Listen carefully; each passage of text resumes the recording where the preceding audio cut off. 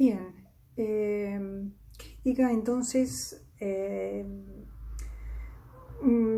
básicamente nace en 1913, va a cerrar en forma definitiva en el año 62, 1962. Sus años de esplendor fueron la década del 20 y del 30, que son los que vamos a estudiar. El diario fue clausurado en el año 31 por el gobierno de Uriburu, reabre en el año 32, cuando asume Agustín P. Justo. En el año 41 Botana muere y el diario entra en declinación y va a ser vendido al gobierno peronista en el año 51 por problemas económicos y va a subsistir sin pena ni gloria hasta el año 62. ¿Sí? Eso es básicamente la historia de Crítica en cuanto a su periodo de vida. ¿Sí? Ahora vamos a hablar, de lo próximo que vamos a hablar, les voy a pedir que se refieran al capítulo 1 del texto de Zahita, de Silvia Zahita, subido al campus, y también al PowerPoint que se llama Unidad 2, primera etapa de Crítica. De ahora vamos a hablar sobre algunas cuestiones que a partir de la diapositiva 5. ¿Sí?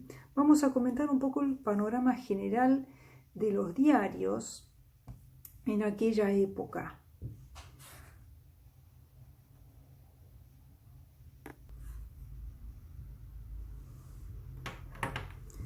Bien, entonces, ¿cuál era el panorama general de los diarios en 1913? Había una tirada diaria en Buenos Aires de aproximadamente 520.000 ejemplares por día, ¿sí? Que era muchísimo, más de medio millón, sumando los matutinos, o sea, los diarios de la mañana, y los vespertinos, ¿sí? Que estaban surgiendo con gran fuerza en aquella época. Había un mercado periodístico muy diversificado, ¿sí? Los vespertinos son los protagonistas de esta nueva manera de hacer periodismo, ¿sí? Sobre todo los vespertinos que son posteriores a los matutinos en cuanto a su aparición. ¿Sí? Hay una especie de, empieza una cierta tensión entre el ideal de hacer una prensa independiente, ¿sí? Que sería más el ideal de los vespertinos, y una larga tradición de prensa partidaria, ¿sí? Por el otro, que fue lo que vimos, por ejemplo, con el Diario de la Nación, con el tema del diarismo, ¿sí? Que la prensa al servicio de un partido, o de un candidato, o del proyecto de algún personaje político. Entonces, durante estas décadas, las primeras décadas del siglo XX, el periodismo se va a asentar como campo propio, ¿sí? Se va a separar formalmente del poder del Estado para asentar las bases de un periodismo moderno, masivo, comercial. Entonces, en términos generales, podemos decir que en la década del 20, con Crítica, se inicia una prensa popular urbana, ¿sí? Según los lineamientos del nuevo periodismo norteamericano. Si estamos hablando del periodismo norteamericano, el nuevo periodismo sensacionalista, amarillista y masivo, muy, muy masivo. Bien, ahí en la diapositiva 5 de la PowerPoint están los matutinos y los vespertinos más importantes de aquella época, ¿sí? Matutinos, La Prensa, La Nación, sobre todo La Prensa y La Nación, después La Mañana, La Fronda, La Gaceta de Buenos Aires, El Pueblo. Y los vespertinos tenemos La Razón, El Diario, Última Hora. Bien, El Nacional, La Tarde, Sarmiento, ¿sí? Todos estos son los diarios que están en el campo periodístico de la época cuando nace el diario Crítica.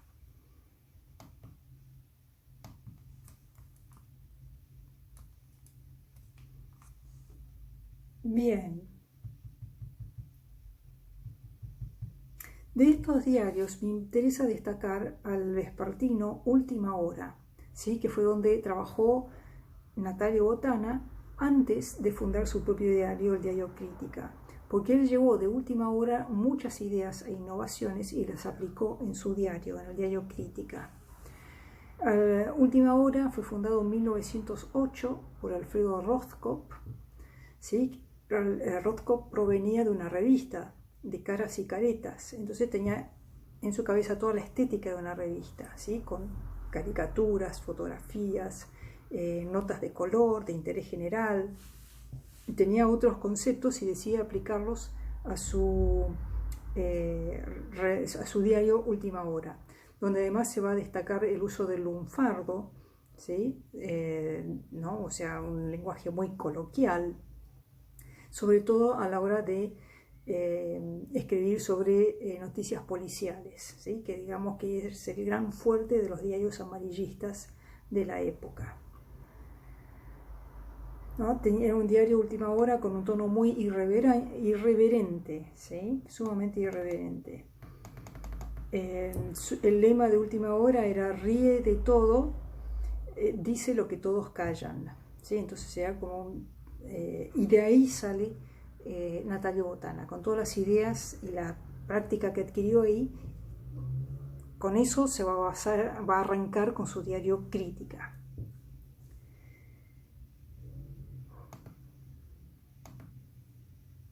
Bien, con respecto a la diapositiva 6 del PowerPoint, hay algunas dice, características de los diarios matutinos y de los vespertinos, ¿sí? En cuanto a los lectores, bien, los matutinos eran preferidos por la clase dirigente, los empresarios, los políticos, ¿sí? Los intelectuales, mientras que los vespertinos eran preferidos por la clase trabajadora que no tenía tiempo de leer el diario a la mañana, lo leía a la tarde, ¿sí? O a la salida del trabajo. En cuanto a la antigüedad del medio, bueno, son más antiguos los matutinos, los vespertinos vienen después, ¿no? Con la aparición de una clase obrera aparece una propuesta para la clase trabajadora en la forma de los vespertinos. En cuanto a los contenidos, bueno, los contenidos más densos, más elaborados, ¿sí?